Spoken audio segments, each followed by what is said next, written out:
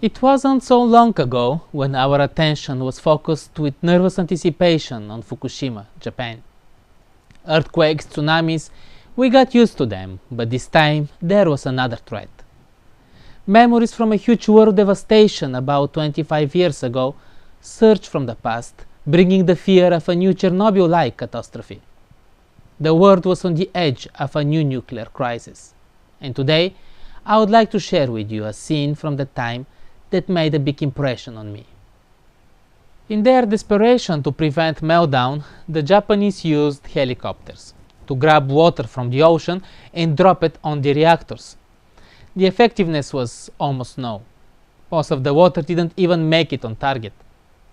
The whole situation, with its dramatics, creativity, desperation, fears and hopes, made me think of our personal nuclear crisis. In our own personal lives, when everything is on the edge of a huge catastrophe, and when we are on the edge of a meltdown.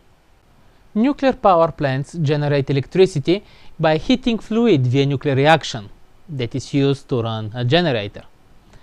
This heat, however, has to be cooled, otherwise it will become too much and the fuel rods in the reactor core can melt and then release and spread the radiation. To avoid such disaster, workers at the Fukushima reactors have tried to pump enough seawater into them to keep the cores completely covered. These were amazing efforts, very dangerous and desperate attempts to buy a little more time.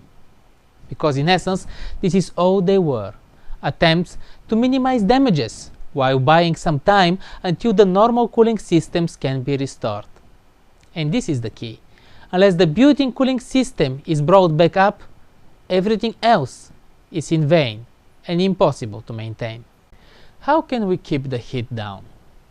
Sometimes, in our despair, we use all possible and impossible means, like using helicopters to drop water from high.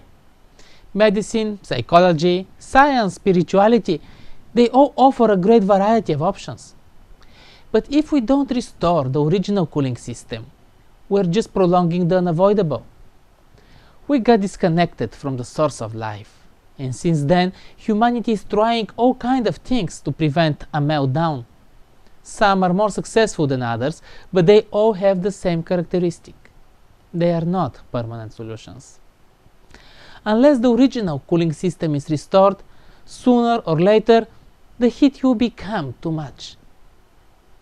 And the million-dollar question is, how do you restore this original cooling system?